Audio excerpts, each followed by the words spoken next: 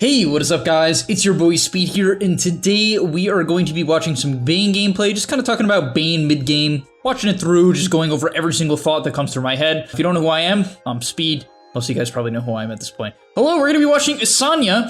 If you guys don't know who Insania is, he is Liquid's position 5 player. Well, is he still Liquid's position 5 player? Honestly, I have no idea. Potentially Liquid's position 5 player, definitely a Bane player. We're going to be watching his Bane today, watching the mid game, see what he does so you guys can copy it and get to the next level. By the way guys, if you want to become absolutely broken, well, what you need to do is sign up to the GameLeap website down below right now. The reason why you should do that is because every single day we post a new video there. Content that you simply just will never get on YouTube, we post every single day to the website. It's really top tier stuff. I'm very proud of what I make over there. We also have other creators, many of my great friends who are top tier Dota players, creating guides about different heroes, different roles, different items, skill builds, talent builds, everything you need to know to get to the next rank. So if you feel a little bit lost, you're a little bit stuck, click the link down below. I'll see you guys there. And now let's get into the video. Okay, so the first clip I want to look at is just a little bit of defensive warding. So we're at the point in the game, we're 15 minutes in. For a little bit of context, his team is behind. It's only 8-5, very passive game. You know, just classic EU, no one does anything, just really bad region. But you know, he's going for some defensive wards here. Now, why would he do this? Well, the enemy team has a Nature's Prophet, a Slaughter, and a Lina. A very aggressive team comp. Very, very aggressive team comp. A team comp that's naturally going to make a lot of plays. Even this Morphling is about to hit his E-Blade timing, so you can expect to see him making plays as well. So what I like here is he's just setting up some defensive vision. On top of that, his team comp kind of stinks. Like, they have this Viper and Sniper. It's pretty awful. So it's very important when you have these awful 5-man team comps with just, like, really bad farming heroes, because this happens a lot in pubs. You guys know, if you're a 5 player, you know you get the sucky cores. Every time I read a comment section that's talking about position 5 player, just 5 players, they're always complaining about their cores. You know, it's never their fault. But in all seriousness, these wards are very good, right? This defensive ward here is super nice, gives vision. Honestly, this one was a little bit redundant with this one, but to be fair, this was running out. And for the next portion of the game, literally all I think he's worried about is number 1, protecting his team when it comes to defending this mid tower and the enemy team diving mid. And then number 2 is Roshan. Enemy team has Slaughter, Nature's Prophet, Morphling. You know, it's just a Roshan team comp, a lot of physical damage there. So protecting Roshan and setting up for a potential fight whenever that happens is very key. So I like that word. You can see his ideas are revolving around not only just like random wards, but actually how the game is probably going to play out. So the next portion we're going to look at is actually not too further along, but the enemy team was just pushing through bottom. They were essentially making some rotations through the bot side of the map, and then they want to fight, right? So his team want to fight. Anytime you want to fight, this is when you want to push back into that portion of the jungle in these defensive farming games, right? So just to really, really get my point across, this is one of those games where his team can't really like ever push up on the map because they have Sniper Viper, right? Even if they want to fight, like, yes, they took mid tier 1, but that's the best they're going to get. Until they get like wildly farmed on items, which is why this game goes 52 minutes, even when they're like quite a bit ahead, they still had a hard time pushing out on the map. And you have to understand that as a 5 player to enable your team. So instead of like doing some crazy play where he wards like here and tries to set up a future smoke gank with like heroes that just don't really do that well. Instead, what he's going to do is just play defensive, right? So he dewards this cliff, he checked this cliff, pretty standard. Sometimes I like checking here, I like putting my sentry here, so it scouts a potential ward that people like to put here, and you want to clear out this area. Don't do this when the enemy team is here though. A lot of 5 players are like, oh my god, I have to protect my team, and then they kill themselves trying to deward. Don't do that. It's not worth it. Don't do that. Don't be like, yeah, space. It's not space. You're just feeding. On top of that, this ward is pretty good. This is very niche, but I like it this game. His team literally, as I said, is just pushing out mid. Void is taking the hard farm, or like potentially hard farm. And then they're going to play bottom with a couple heroes. Maybe get a pick off with this Viper Atos. And so, yeah, they're just going to be chilling. All right, next up, we're gonna talk about the, basically the rap smoke. I call this the rap smoke. So currently I'm coaching. I'm doing like very vigorous well, we just started it, but I'm going to be doing very vigorous coaching with one of my 6K friends. And basically like one of the biggest things for me that even happens at the 6K bracket, but like happens literally every game in your average pub, is getting stuck in the side lanes. Guys, don't get stuck in the side lanes, okay? One of the best ways to get kills in the game is to show in a side lane, take a fight in the side lane, smoke to mid. It's so reliable because what's going to happen is like, right, they go on this Prophet. What is the enemy team thinking, right? If it's really low MMR, it's like Herald. Yeah, they're probably just going to come fight you and take a 4v5, and then you should just kill them. But if it's like anything higher than that, no offense all the heralds watching, but if it's anything else, you know, what you want to be thinking is, oh, they're gonna go mid, right? They're gonna go mid, they're gonna go bottom, they're gonna split the map. So literally just read that. I know it sounds obvious now that I say it, but that's the point. It's kind of obvious, right? And so like what a lot of people do is they get stuck here. They're like, you know, maybe I'll take this tower. Oh, it's dead.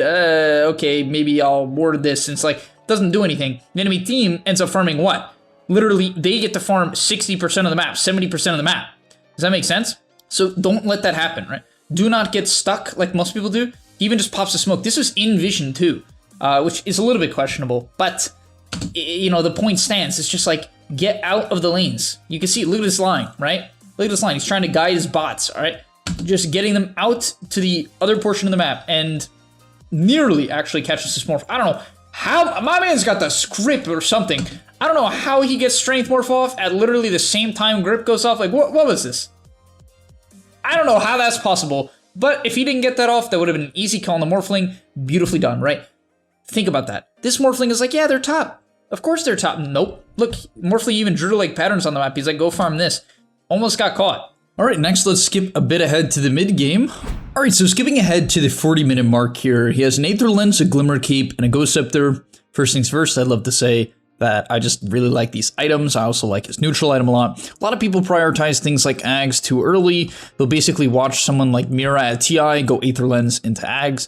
And while that build is totally fine and it has its place in the game, especially if the enemy team lacks backline jump, that's not really true this game. They have a Slaughter constantly jumping him in the fights, they have a Morphling waveforming on him, and a Prophet TPing in on him. So no Ghost Scepter would basically guarantee that he insta-dies without getting anything off in the fight, or at least he wouldn't be able to bait attention. But let's talk about what he does next. So the main thing that I like that he understands about Bane is that Bane is a setup hero. Bane is a hero that goes ahead, goes away from his team, and sets up. And the reason for this is you have 13 seconds of disable. And so when you have this much disable, you naturally want to play relatively far away from your team. Now, the other option is, of course, to play defensive, but let's look at this clip here. His entire team is actually not in this area, but he sets up on the Lina nonetheless, and he actually pings her out. And you can see Void starts running. It's very important that you actually notify your team what you're doing. You have to say, hey, I'm setting up top, watch. You don't tell them, hey, run top. You don't tell them stop farming. You just say, hey, pay attention to top. If I catch someone, I catch someone. And look, million years to set up. Beautifully done. Good pick off. Allows Void to now shove in the top wave. Sniper as well, I suppose. So just a great play overall. Now, because his Fiend's grip is down, he doesn't really want to get stuck on the top side of the map without the capability of setting up an actual kill. So instead, what he needs to do at this point is play a little bit closer. So he's going to Glimmer Cape over to his team, going to reset, and what he ends up actually finding, I don't know how the Slaughter let him catch him, but either way, he's able, oh, okay, it was the neutral item. I didn't even realize he had it.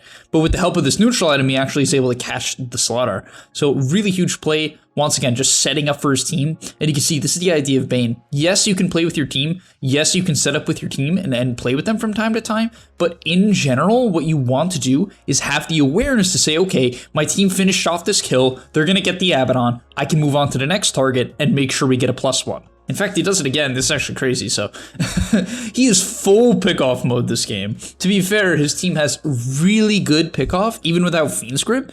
And the reason for that is a lot of the time in the late game, especially in high MMR games, you'll see people split pushing, like for instance, Nature's Prophet. I know everything about this hero, right? So Nature's Prophet, what he does is he relies on BKB to split push in the late game. He'll commit BKB to force rotations, right? It's basically a trade-off. You're like, okay, I'm willing to bait TPs, pop my BKB, and then TP out. The problem is this game, against Void Mag, Bane, he can't do it. Well, Bane has no ulti, but the thing is, even with that being the case, it doesn't matter. As long as he gets off a Nightmare, the Prophet's dead. And so he clearly understands that. He's going to set up, finds the Nightmare, who TP's in, Void. I think unfortunately it gets canceled. Yeah, it gets canceled. But at least he has grip up in a second. Just going to have to keep vision, make sure the sprout doesn't go off. And yeah, he gets him. So just another really good play. I think his Void maybe gets caught mid. Oh no, the Void turns it around. But either way, you can see the constant awareness of Insomnia to basically make sure that he's setting up on people in the side lanes and looking for gaps. He's looking at the minimap while his team is farming. That's what a great position 5 player should always be doing. All right, to end off the video, I just want to show good discipline when it comes to going high ground. Even though his team does have 2 pickoffs here, he still, you know, maintains this good positioning. And a lot of people kind of just mess this up when they're going high ground and they're, you know, they're feeling good. Their team got a pick off. They end up like just grouping up. You see this all the time. People just walk next to their teammates. That's how you throw. That's how you get caught by a slaughter stun, waveform, just auto attacks in general. So yeah, even here as his team is diving, notice his patience, right? I want you to really look at this from the free camera perspective. I mean, he is way out, right? You do not want to get caught. I mean, eventually, if your team really is taking up all the attention, it's not like you could never go in or should never go in. That would be insane.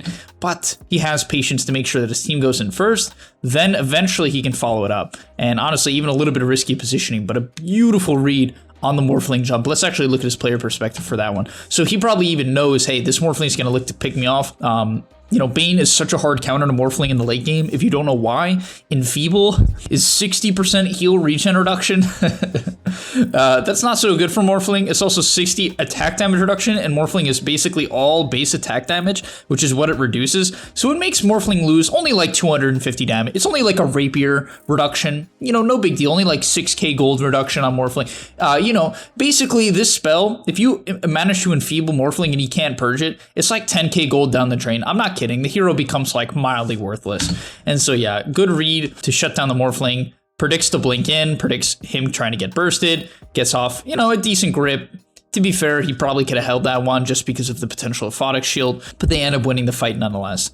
And so yeah, just once again, constantly paying attention to what he knows is the major threat this game, which is absolutely the Morphling, controls him up, constantly enfeebling him, constantly popping Lincolns, and so on. All right, and that's going to be all for today's video. Hopefully you guys enjoyed. Hopefully you learned a lot about Bane and just about playing support in general. And I'll see you guys in the next one. Peace.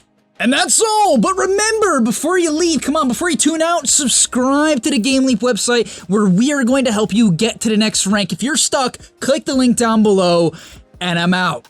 Peace.